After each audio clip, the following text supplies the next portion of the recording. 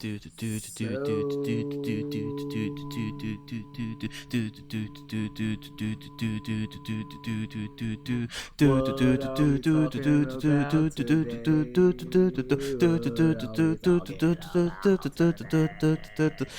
head jokes. Welcome back to episode 178 of Eye Pokes and Head Jokes, bitches. We in this. Thank you for being here. Real quick, housekeeping. Just rate us 5 stars on iTunes and Spotify. And I hear myself coming from your end for some reason. I don't know what's going on. Yeah, but you're good now. But no, yeah, and just subscribe and chill. Tell your friends, and if you like wrestling stuff and boxing and MMA in-ring stuff, come check us out. Have fun. But do that shit. But we don't only exclusively talk about wrestling and shit. Sometimes when stuff in other sports happen, we bring combat it up. So sports and contact sports. Well, yeah, contact sports specifically because we're talking contact sports. Today, you just said contact sports because they're all contact sports. What we're talking about anyway. So this is true. Contact sports. In terms of contact sports, today, the Kansas City Chiefs just signed Patrick Mahomes to a 10-year, $500+ million contract. I kept seeing 450. It's 450, but it goes over 500 million with incentives. Okay. And when I saw that, I was at work and I kind of walked into a door because I was looking at my phone. I was like, what the fuck? And I was just like, yo. Why is that there? Patrick Mahomes got like practically $500 million athlete. Suck it, LeBron. No, I'm kidding. He has other deals. Leave LeBron alone. But think about that, though. Think about this. Yeah. He's getting $500 million for his or up to $500 million just from the team. That's not including sponsorship deals from Nike or any other endorsements he might have. That's fucking nuts, bro. That's crazy. That's insane. Like is it really worth it? Look. A 10-year deal is a lot. A 5-year deal for me is a lot. But yeah. I'm guessing like if Eli Manning could earn $252 million and be an idiot savant and be a 500 quarterback for his whole career practically, even though he won 2 Super Bowls, I'll give him that. He was still a 500 quarterback. He wasn't Pat Mahomes. Yeah. Pat Mahomes. He was, I think, the last year of his deal that he was supposed to earn this year if he opted for the 2021 season, 2020, it ended this year and then an option for next year. He was only going to make $895,000 for the whole year. That's bugged. Grossly underpaid for winning the Super Bowl last year. You know what I mean? So I get what they're doing because it's like he's only 24, $500 million rich practically now. Yeah, I know. I wish we were there too. You kind of got stuck. Okay, you kind of got stuck in that for a bit. But I think, don't get me wrong, is he worth it? As of right now, yes, absolutely, 100%. It's worth it. In 2 years? Can something happen? Hopefully. Yeah. Can something happen? Can a career-ending injury, or can he just like fall off hard? Yeah, shit could happen. I don't see it happening. But big ups on him. $500+ million, luckily, for like 10 years. They're giving him $40 million a year. $40 million a year, just a place where on top of whatever he's making outside of it in the endorsements and shit. So, yeah. But it's pretty cool. I like it. I like the deal. Again, it's something we normally don't talk about, but I just felt like, that's a pretty big fucking deal. Especially for like minority athlete in the NFL. I mean, even though minorities kind of dominate the NBA, NFL, MLB, whatever, this and that. But like, that's more than MLB money. Like, fucking Robinson Cano got like 200-something million. Fucking Les Rodriguez around the same. Like, and the Yankees were on the hook for a while. So like, my only issue is like, how does this go against your salary cap going forward? That's a whole nother discussion for a whole nother day. But it's just, I think it's pretty fucking cool that, one up for the minorities getting $500 million deal. That's fucking crazy. It really is. That's fucking nuts. Really is like, oh man. Yeah. You got to make this happen a lot more often. Facts. Facts, 100%. Well, motherfuckers needs to perform. It's that simple. Win a Super Bowl on your rookie contract, you know, and show that you're the face of the league, show that you're marketable, show that you're not a jerk, and this and that, all that stuff. And shit comes to you. Shit comes to good people, and he seems like a genuinely good person. So, hey, he deserves it. Fuck it. As of right now, he deserves it. Going forward, we'll see how he handles it. Because that's a lot of money, and that could cause a lot of pressure in the long run. So, you know. But he already won a Super Bowl, so whatever. Who the fuck cares? He could say, I won a Super Bowl, and I got a $500 million contract. But yeah, that was That's fucking amazing. Crazy. I wish that was me. But either way, yeah, that's it for the other outside news. We have wrestling world to talk about. That's what we're here for. That's what we do. And I forgot to say, it's your boy Alex. Man's cooler on the other side. Thank you for the late introduction. Yeah, I mean, better late than never. You know what I mean? You know what I mean? Yeah. So more speaking out fallout. So you told me that Joe Coffey got suspended and two refs were fired. Correct? This was actually last week. I forgot to bring that up, but it wasn't really too much news that came out last week, so I didn't really want to bring that up and put a damper on the mood. But yeah, one of the refs, Joe Allen, had a video that made a joke with David Starr about how women are treated. So that was why he got fired. And then Chris Roberts, another referee, both of them are actually from NXT UK.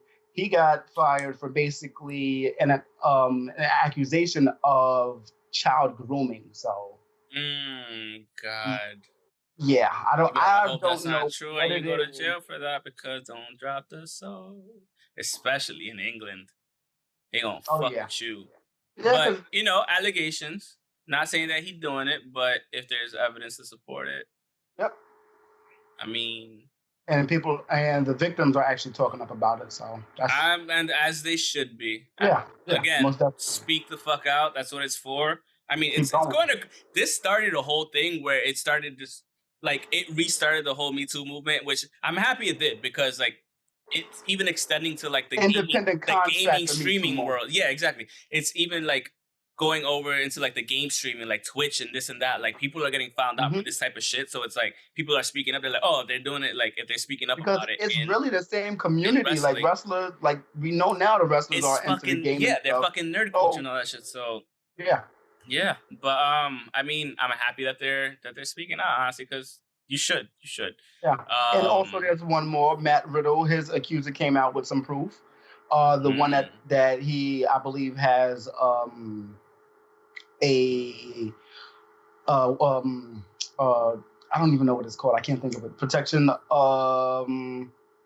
Yes, exactly. You know what it is. Yeah. I had it at the tip of my tongue, and then when you said protection, I was just like gone.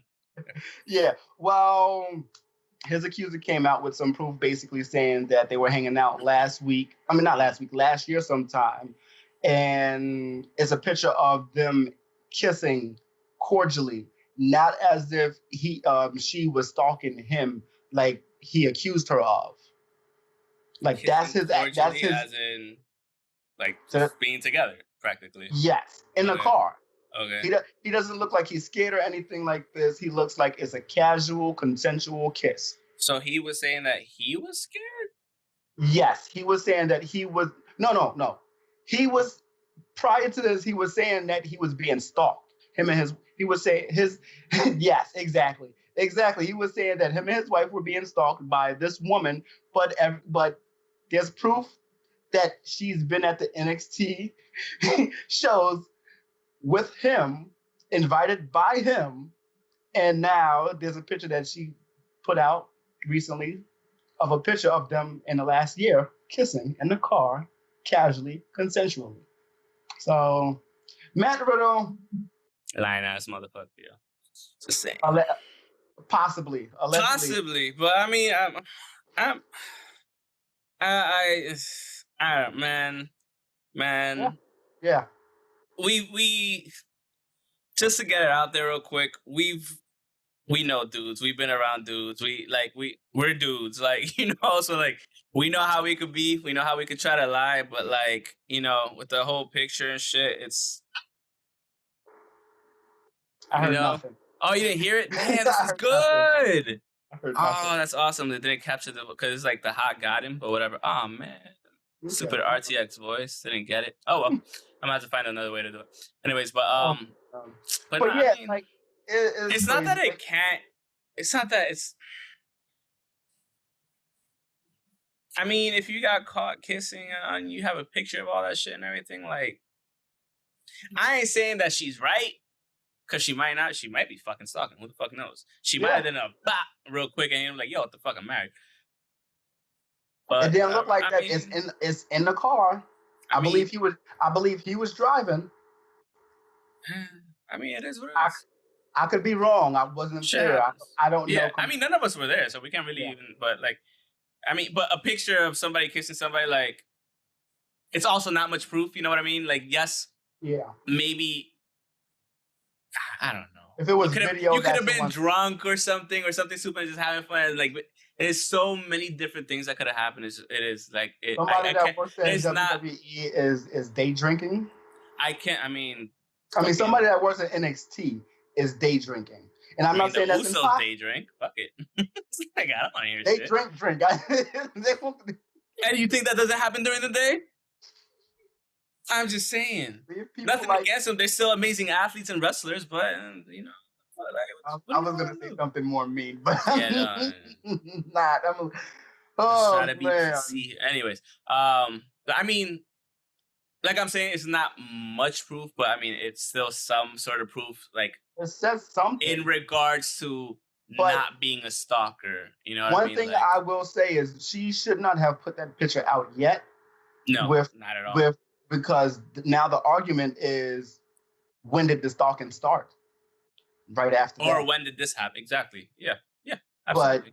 But it's accusations from actually when him and the wife, the wife reached out to the girlfriend. So it depends on what actually happened. So, and she got to remember, like, it's also against the law in some states to be fucking with a married man. So it is. Yeah. It is, honestly. It is. That's a law. So that's where she might have. I don't know. Maybe Florida. Anything goes in Florida. It's almost Alabama. Sorry. Yeah. Axe COVID. Where do we go from here? Okay, so we can move on. Since we're still talking WWE, we could just go into talk about Rey Mysterio is wrestling without a contract. His contract expired, I think, at the end of June or at the beginning of June. Maybe June, July. I think probably the beginning of June, or maybe somewhere in mid-June or some shit. Yeah. Remember, he was also he signed in 2018, September 2018. Yeah, so like, I mean, it's practically. I mean, he did do a 2-year deal when he came out that Royal Rumble and everything. Like, I remember he was brolic as shit. Like, he was like, yo, fuck. But but no, I mean, at this point, like, I get it. Like, he's trying to get his kid in the door and everything. I mean, the kid's pretty much in the door.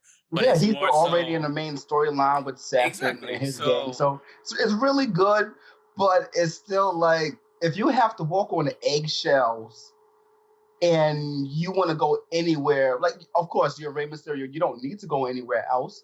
But if you want to, it's still like you have to walk on the eggshells when your son is trying to get into that company, because you got to think about it. Think about it like this. Think about it if it's 97 is around the Montreal screw job. What do you do if you're Owen? If I were Ray, I'd be like, yo, go to CMLL. Go cut your teeth, motherfucker. Like, you jumping into WWE, they ain't going to use you after a couple of years, and you're going to want the fuck out anyway. So go to CMLL.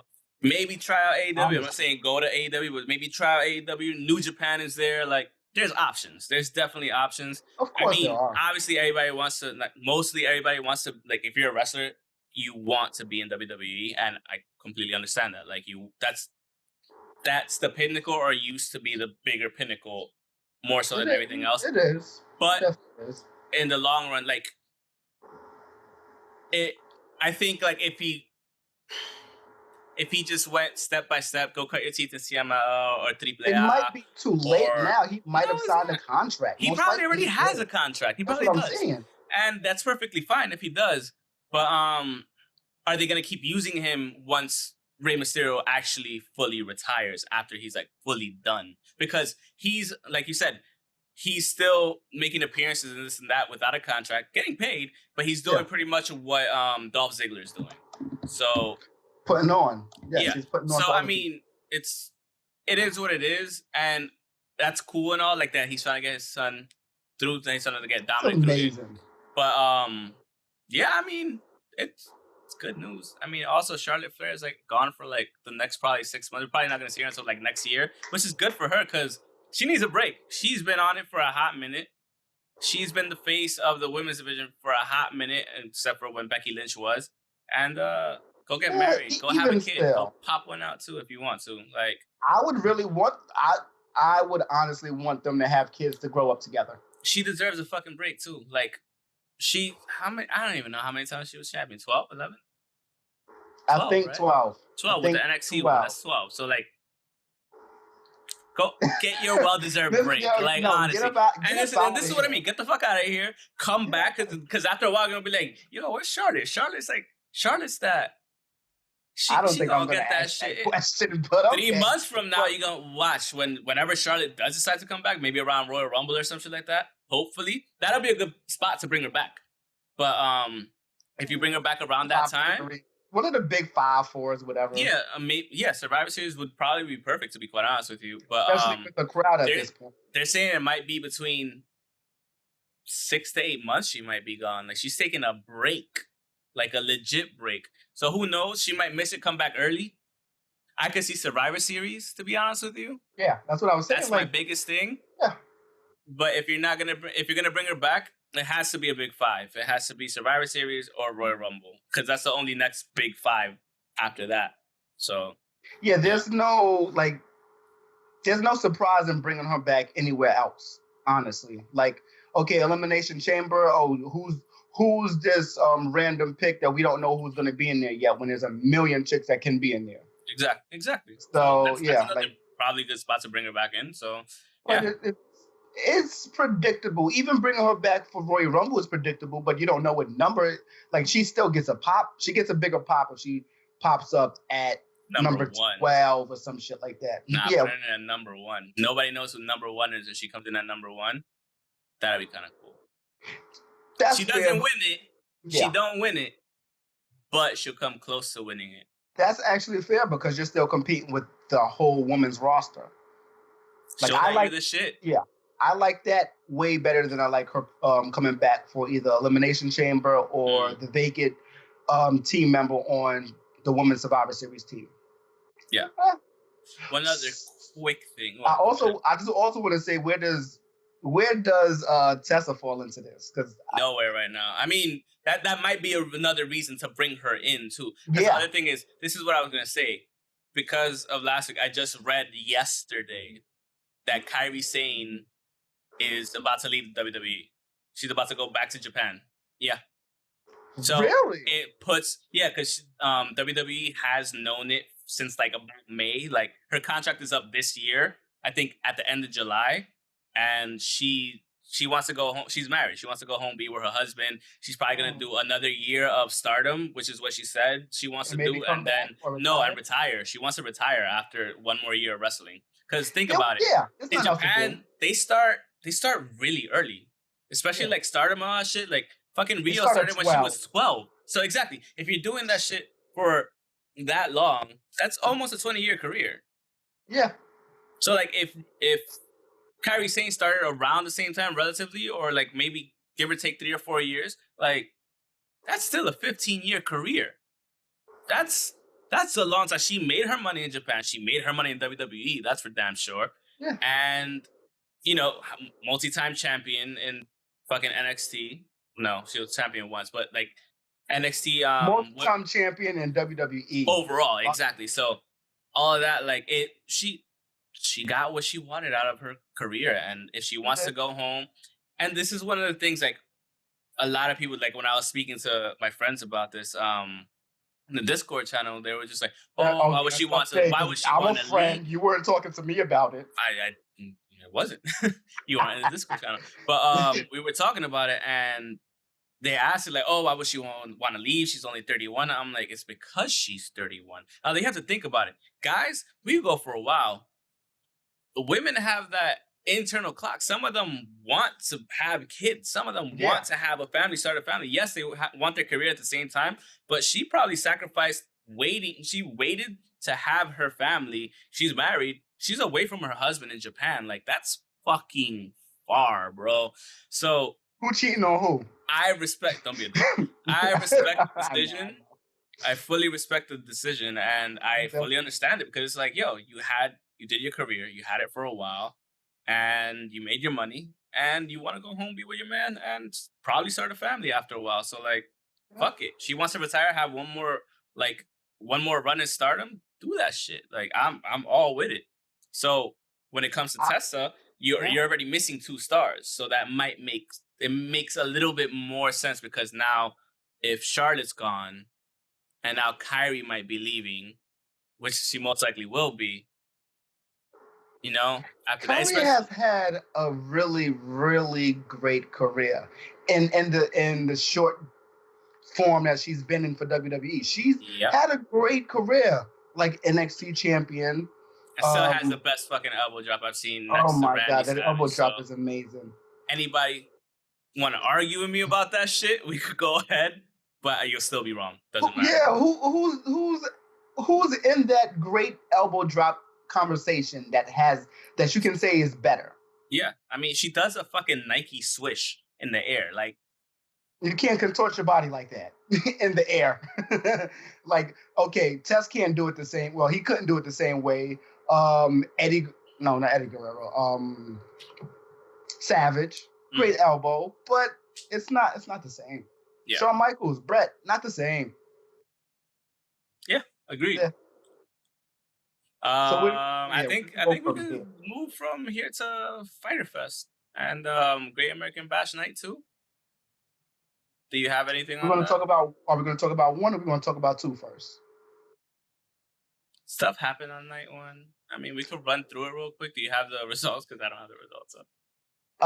Yes, I do. For Fyter Fest, Sheeta versus Penelope Ford. Pretty good match. Good match. I liked it. That was one of my favorite matches. Okay, wait. We answer that. It doesn't say who won. Sheeta won, though. She defended the title and she retained. Pretty good. Penelope Ford had a way better showing than I thought she would. It was a really good match. Oh my god, her perfect plex. Her perfect plex is really crazy. Like good. What happened? It was pretty good. Okay, yeah, like the way she bends and the way where her head is at, like her head is pretty much touching her toes. Yep. Like she really like turns that shit up. The first match was actually MJF and Wardlow versus Jurassic Express. There's going to be some back and forth between Wardlow and MJF sometime soon, because they lost in... Whose fault was it? I don't remember whose fault it was that they lost. I don't want to give either or. It was just a regular loss? Yeah, it was just a regular loss. Gotcha. Yeah, but there was one point where MJF actually screamed in Wardlow's face, like, "Can you do anything right?" So I'm looking forward to the fallout from that and what happens next. So that's going to be very, very fucking interesting, at least to me. After that, we also had Cody versus Jake Hagar. And of course, Cody, my God, dude is like a cat. Dude is like a cat. Like, it's really crazy how he actually defended the title and retained. Like, it's a weird pinfall, too. It was just like, yeah. And I get it. It's fucking Jake Hagar. But, like, it was a good fight, too. It was a good back and forth. I was expecting a little bit more. It wasn't the best match. It wasn't his best title defense, and there's not that many yet, like 4 out of 5. It wasn't his best match, for sure. I agree. But it was good. I want to see more from Hagar, and I get that he is actually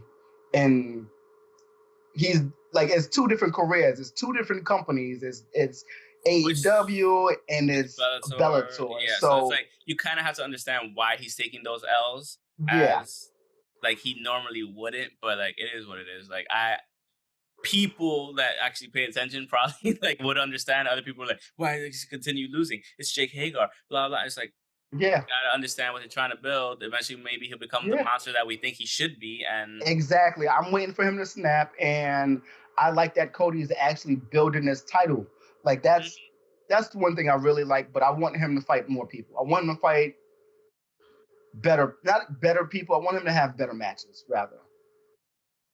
Like that's all I can say. Better matches would be a lot more necessary. With he said it was an open challenge for anybody and anybody, but it's like, and I get it. Feed your team first. Feed AEW first, but at the same time, it's still like work overtime. Like I said before, put people on Dark.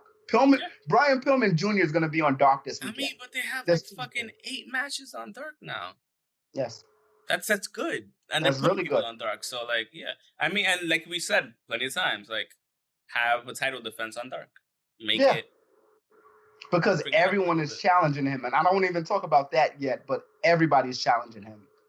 After that, I think we have Proud and Powerful versus Private Party. Good match. Yeah, that was really good. I mean, we know we've seen Private Party in person against the Lucha Bros. We've seen Proud and Powerful in person again against other people, like the Sea Stars. Against the Sea Stars, which was an awesome match in its own right. They were whooping their ass. They were whooping Proud and Powerful. It was just, we know what we're gonna get out of two of them. We've seen them both live. So yeah, I mean, it was a good match. I really can't. I had no faults with it. It was paced correctly, and I had fun watching it. It's that simple. Yeah. So Jon Moxley versus Brian Cage got rescheduled to fight for the Fallen because of the whole thing with Renee Young and all that stuff. So fully understandable. So that's but that promo was amazing. Oh, Taz is a fucking asshole, and I love it. That's that Brooklyn shit. That's that New York shit. When he was just like, as you know, we don't run a sloppy house. I was like, there you go. I was like, oh, get him. It was good. No, it was funny. It was funny. The funny thing is, I didn't even see the promo. I think I went to go eat, and then when I came back, Twitter blew up, and I was just like, yeah, what happened? So I mean, no, it was cool. So I want to know how they're gonna actually counteract that, because they counteracted Fyter Fest with Great American Bash. So I want to know how they're gonna counteract Fight for the Fallen. Are they gonna have another special? I don't know. Who knows? Who cares? I want to know. I'm waiting to see, but I'm not really on the edge of my seat for it. So. And after that, we had Kenny Omega and Hangman Adam Page versus the Best Friends. Yes. Good match. It was really good. I mean, we've seen the Best Friends. Yeah. They're capable. We know what Kenny and Hangman are capable of, and it was a good match. It was good to watch. And then, of course, afterwards, FTR comes out, and they try to share beers, and then Kenny being a fucking asshole for no reason on this one. And you don't pour out a man's beer. You don't. And the other thing is, like, I know you don't drink beer and shit. I get it. He took a sip though. I give him that. He took a sip. He did take a sip. He did. They didn't see that part. Yeah, but then like there was no reason to pour it out. That's why I got heated. He doesn't have any dead homies. He should have just stopped. And I also like that fucking Hangman got upset about, like, what are you doing? Like, what the fuck? Like, what are you doing? He got in his face too. I was like, bet. So, yeah. I mean, are we actually going to talk about the Great American Bash Night 1? I didn't watch. Did you? I didn't watch, so. I mean, we could go over the card. All right. Great American Do you have it up? Bash? No. All right, so Mia Yim versus Tegan Knox versus Candice LeRae versus Dakota Kai. That was supposed to be a good match. I want. That's the one I wanted to watch. Yeah, so apparently Tegan Knox defeated Dakota Kai. Because I did get a couple of people tell me to watch this match. So. Well, at least it's the first match. Yeah, they said it was the best match of the night. So. Really? Yeah. I want to watch. I don't need to make that face, but it was a lot on that card, and I love Mia Yim to begin with anyway, and I love Dakota Kai. So even though neither one of them won, Dakota Kai. It's like Cobra Kai. Like Cobra Kai. Cobra Kai, yeah. After that, we had Oni Lorcan versus Timothy Thatcher. I don't know. And Thatcher won by submission. Fuck Oni. Yeah. All right. Rhea Ripley versus Robert Stone. Who the fuck is Robert Stone? He's Mr. Spectacular, if you know him from Impact, but I know you don't. So she was going up against both of them? No, he was just the outside guy. He was just accompanying her to the ring. Gotcha. So defeated Robert Stone and Leah, I guess, whatever. The strap match. Roger Strong versus Dexter Lumis. Again, I don't know what that is. In the strap match, I heard this was good, but Dexter Lumis won by submission. Did he just choke him out with the strap? I mean, that should be legal, but I don't think that's what happened. Should be. Just saying. It's WWE Disney Channel, so you can't do that. And then we had Sasha Banks versus Io Shirai for the championship, correct? Yes. Okay, so apparently a lot of people were saying this was the best match of the night. I did want to watch the first match and the last match. I'm not going to lie. I did want to watch the women were the most... Yeah, the women is what I wanted to watch. And apparently, like, people are rating this pretty high as well. So I do kind of want to watch. But, like, yeah, Shirai, she won with the moonsault after Asuka showed up to help her. So that's cool. I want to talk about it more, but it's not like I can because it's just like we didn't watch it, you know? So it's like we can talk about it next week. Yeah, we could talk about everything next week all together. So like that'll be cooler. So moving on to New Japan, we got to the semifinals. I don't want to say who won what, even though I kind of saw it, unfortunately. But we ended up with July 1st and 2nd. July 2nd was pretty much the quarterfinals.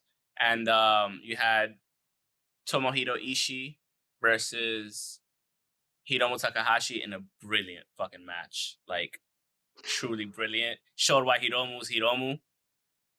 He took a beating. The man took a beating, but he still came through, moved on to the semifinals. I did not think that was going to happen. I did not think me either. She was actually going to lose. Mm-hmm.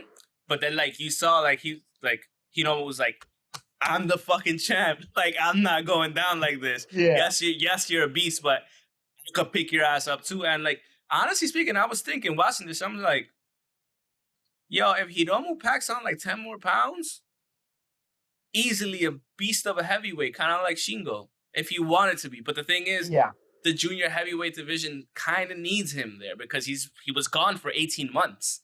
So kind of still have that. Like, Will Ospreay moving up to, like, that makes sense because he was holding that shit down for a while, especially while Hiromu was out. It makes a lot of sense. But, like, if Hiromu wanted to, he could put on, like, 10, 15 pounds. He could be a fucking heavyweight easy, and he could hang with them. Without a problem, he could hang with them. And the fact that he can hang is great. All he needs to do is put a little bit more power behind his punches. Yeah. And it would have been maybe a shorter match with him still winning. Yeah. Because Ishii was eating his punches, eating his elbows. For a while, he was eating them. But then towards the end, he started breaking them down. He started, like, really affecting him, which it looked like a long-term game. But even though, like, you know, like, you're about to get into a fight, you're going to get fucked up, but you think you could still win this one over, like, stamina-wise. And that's really what it was. So I was just like, I love the storytelling because we get it here. And I watched it in all Japanese. I didn't, like, we spoke about this. You were like, I'm going to wait for the English version. And I was like, I get it. But you could also watch it and know exactly what's going on without the English translation because the commentary really wasn't needed once you just watch. It's like watching an anime without subtitles. Like I've said it a million times. That's it really wasn't needed, but because you can still hear the Japanese commentators. Exactly, and they're reacting to it like, oh shit. So it's God. They were fucking bugging out. So that was a really cool thing. After that, wait, that clothesline that Ishii hit him with, oh my! Fell on his fucking neck and everything. Yeah, I was just like, can you not? That we just got you back. Like I don't need anything. I was scared. I was real like, I thought fucking Kevin Kelly was scared. No, I was a little bit more scared. I was like, facts. Like, and I first seen it on Twitter, and then I was like, okay, let me actually watch it and look for it, and still surprised me, still fucking scared me. Yeah, like, absolutely. Jeez. Yeah. After that, we had Kazuchika Okada versus Taiji Ishimori in a good match. We know Taiji Ishimori. We know what Taiji good Ishimori because can do. The match that it followed. that was a great match, but it was only good because of the match that it followed. It was true. It was amazing. Agreed. 100%. 100%. I 100% agree with you. It was a good match. I always love watching Okada equalize motherfuckers with that drop kick. That drop kick is the greatest equalizer in wrestling that I've seen so far. Like, don't get me wrong. There's a lot of great equalizers, like Arn Anderson's fucking spine buster, or Triple H's spine buster, or Randy's Randy Orton's Randy Orton's fucking power slam, the quick ass fucking power slam that he gets you with, the super fucking fast one that I don't know how he gets that still speed on the Revolution. That's still Goldust. Goldust too. I mean, like, it's an equalizer regardless, but like when you're getting on a roll and they hit you with that, you're like done immediately. Like you stopped in your track. That fucking drop kick caught Ishimori in the face like 3 times, and he stopped him in his track all 3 times. It's a beautiful thing to see. I love that drop kick of his. It's like a video game drop kick that I saw in the 90s where you're playing on SNES with the 2D graphics. Perfect, picture perfect fucking drop kick every time. After that, we had Taichi versus Sonata, which was an awesome match.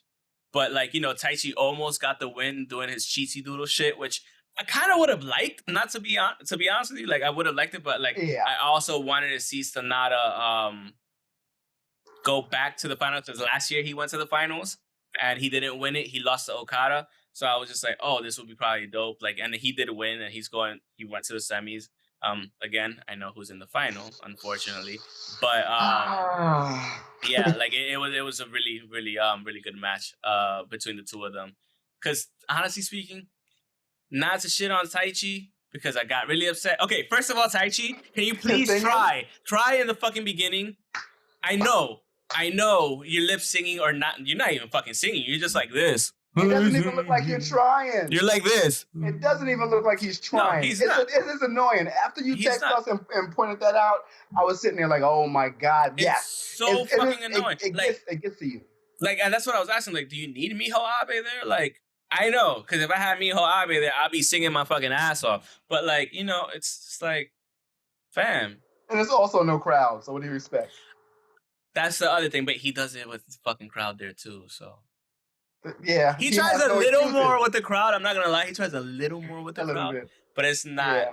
Like, if he fully went in, like he's fucking singing this shit, I'd be like, yo, you the shit. I like you. You know what it is? The thing that's the worst about it is it doesn't match. Like the way that he's singing, and then the way that he's moving while he's lip syncing, and the actual the tone of the music. The tone of the music is and it doesn't match the character that he portrays in the fucking ring either. So it's just like you kind of gotta find a way. Like, yes, you want to be the emperor, I get it, but like change the song. The song. The music of the song is so poppy. It's so bright. It just doesn't work. He needs a little bit more gloom to the music. Like he needs dark tones. The tone is so bright in a song, so it's just like the way he's moving. It doesn't work. You can't sing. You can't. I know. Can't do it. And he doesn't do it anyway, so it doesn't fucking matter. So after that, we had Yoshihashi versus Evil. Just big ups for Yoshihashi, just for trying. This far. I mean, the funny thing is like the fact that he made it to the quarters is fucking awesome, like 100%. Had he not gotten hurt, we would have probably seen a different outcome. Like it probably would have still been Evil going through. I'm not gonna lie, but we would have gotten a way better match. Was not even 5 minutes long. It wasn't because it couldn't be. That's the thing. Like he was that hurt. Like we saw when he got hurt. I text you. I was like, dude, Yoshihashi, like, oh, I was like, my knee hurts. He did a split.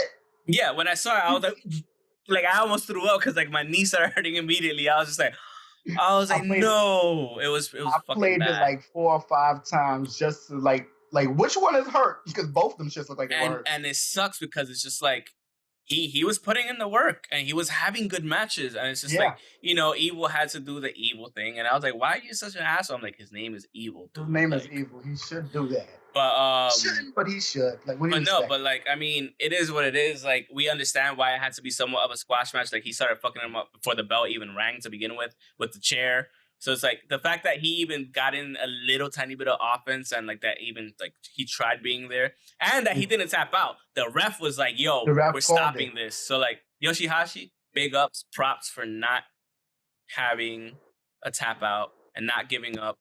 That's that fighting spirit. And I appreciate pun intended in New Japan. Yeah, I appreciate that shit. So we can't talk shit about you anymore for at least like until you heal. And show us what else you can do. And show us what else. Because I know he's kind of a badass. Why is E calling me right now? Because E's an asshole. This is going to be the clip for Instagram. E, Little Spoon, Fuentes. What up? You're an asshole. Ain't shit we doing the pod right now. What's good? And you on speaker. Dick. Oh, we on speaker and then potty. Yeah. Hang up the phone. We trying to end this shit. I'm gonna call you back though. Call me back because I want to know something.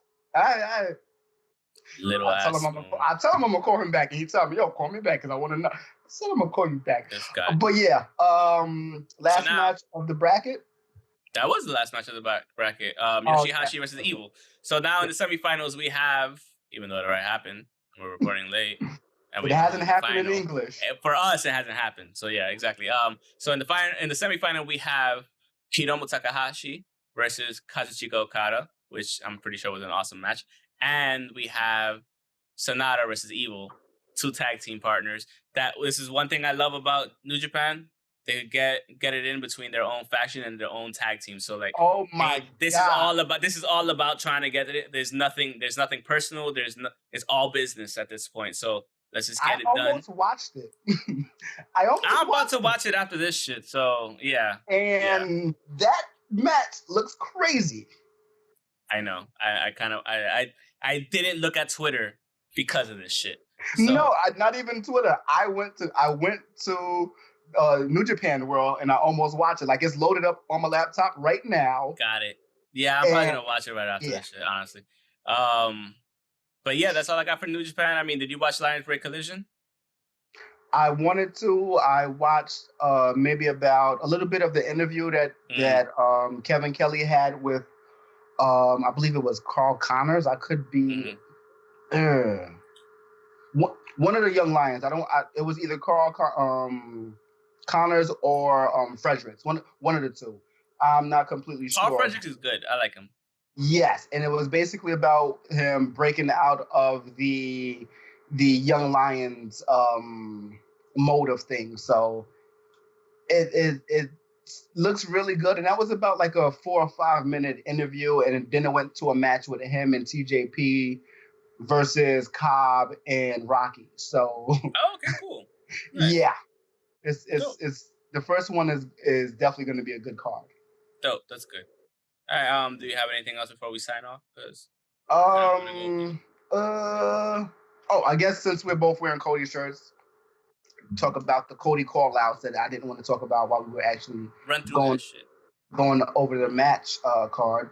But yeah, he's getting called out by Warhorse on Twitter a lot, and everyone's loving it. Everyone's eating it up, and everyone's making graphics for it. I want to see it too. Like that. Maybe that needs a crowd. Maybe that needs. I mean, it does, but at the same time, like, fuck it, just do it. Maybe the first one doesn't need a crowd. Maybe the first one just needs to happen. Maybe the second time actually needs a crowd. Yeah. He also somebody else that was actually calling him out, Matt Tremont, which is another indie star. He's been calling him out ever since AEW has started, and even more now that the title is on Cody. Gotcha. And Eddie Kingston, he was at a show. He was at that Kofi's brother? Kidding. Go ahead. He's so stupid. He's such a dick. Formerly of LAX. Oh, right. Yeah. Sorry. Yes, him. Yeah. He's also, I believe, he's signed or was previously signed to NWA. He called out Cody, basically saying, "You went to acting school. You're fighting children. You're not doing anything. Fight me, a real challenge, and let's see what happened." Let's get it. Yeah, and right after that video came out that the GCW people put out, he retweeted it or he reposted it, and Nick Aldis says, "I'm down. I'm down for a fight. Bring Nick Aldis back in that shit. I don't mind." Yes, and then Eddie Kingston says NWA has a fighting champion. So I want to see all three of those matches. Like, I want to see Nick Aldis versus Cody again. I want to see Eddie versus Kingston Eddie Kingston versus Cody, as well as Matt Tremont and Wardlow. Wardlow can happen too, but Warhorse as well. So I want to see all of those matches that actually happen.